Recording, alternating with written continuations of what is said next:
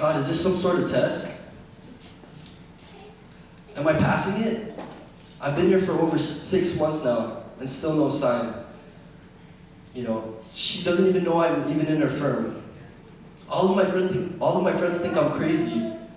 God, well, what friends do I have left? They call it a fool's errand. They say it's foolish to give up a six-figure salary, my position, my career, my house, and everything. They say she made her choice. Why lower yourself to her level? Why become the equal? I've been here for 6 months, Lord. How much longer must I endure this ridicule? The insults and the $8 salary that barely pays for gas to get. For what? For what privilege of sorting the mail of kids 10 years and younger? I'm a mail boy now. That's what I am, basically. That's what I am.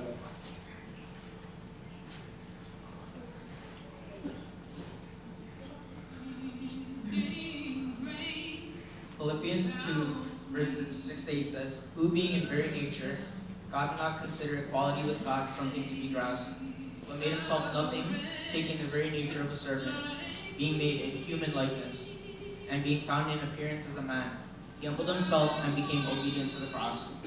The movement from glory to earth was an act for us, an act of love. And Isaiah 53, verse 3 says, "He was despised and rejected by men, a man of sorrows and familiar suffering." Jesus humbled himself and chose to be like men. He knows the sufferings we go through and what it feels like. There were times when he looked around at humanity and declared his unbelievable love for the humanity that he was amongst. This kept him moving forward towards the cross.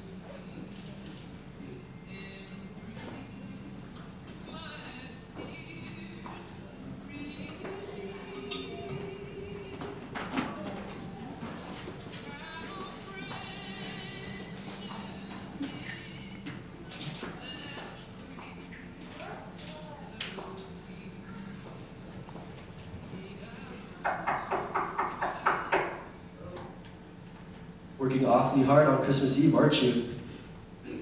Wait, what are you doing here? I'm delivering the mail, Christmas cards, by the looks of it. I'm not kidding, James. What are you doing here? This is my job now, Catherine. You work here. Here. Yeah, I work here. I don't have time for our games, James. I'm not playing around. I took this job and moved out, so it'll be easier for the both of us. No, you didn't. You left to make it easier for yourself. I never wanted you to leave. You're 20,000 miles away from home. As are you. James, go home. Not without my wife. I'm not your wife anymore, unless you didn't hear the judge clearly. I never wanted to divorce you. But you signed the papers. I had to. You forced my hand, Catherine. You wanted your freedom. This is what you wanted. So you fly out here and pretend to work. I'm not pretending, Catherine. I work here now. Well, what about your regional job? That was your dream job. I quit it. You quit. You quit your dream job. Yeah, it was my dream job, but I wasn't living my dream life. My dream life was living with you. Waking up to you every morning. You mean fighting every morning? I miss that. You miss that? Yeah, it was when we stopped fighting I knew that we were in trouble. So, what, you're some sort of clerk now? Mailroom. It's not exactly the right economy to be moving jobs. Well, where are you living? Do you remember my friend Elroy Fojas Pablo? Yeah, I think I can recall his name. He's my next door neighbor and he moved all the way here. I don't know why. He did some sort of gaming thing. Like, he thinks it's cool. Where do you get that? He lives out here now and I get to crash on his sofa. And all we have is adobo. We could ever eat. Yeah. You're sleeping on Elroy's couch. For what? For you.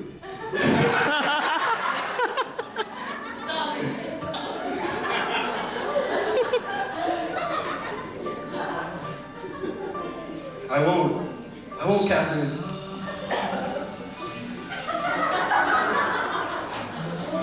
James, don't you think I know I'm a terrible person?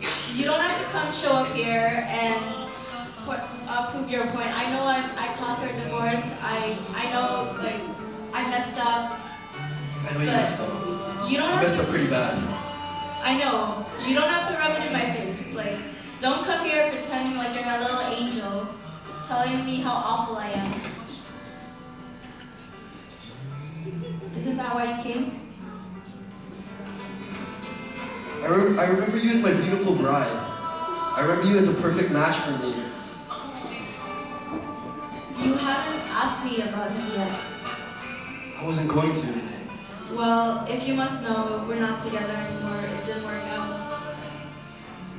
I didn't ask. Things weren't any better with him than they were with you. I don't care. Turns out that I'm the problem. Why are you here, James? Because I'm here because I love you. Don't say that.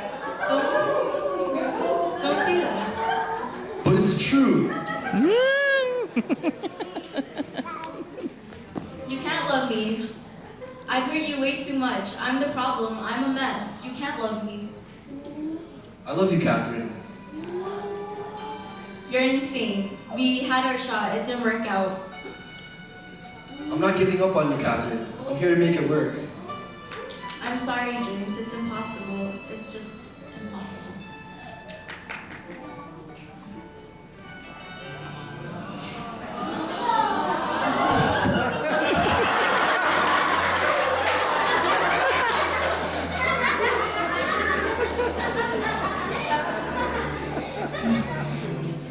It's been God's plan all along to pursue us with His love, to save us with His grace, and to give us the gift of salvation.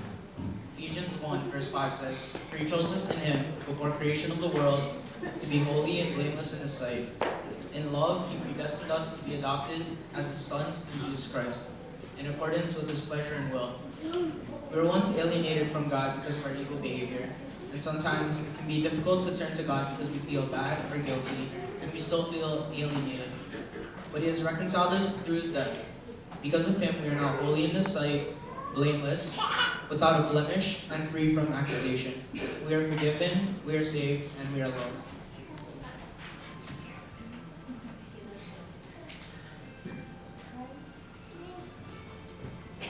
Thank you, young adults.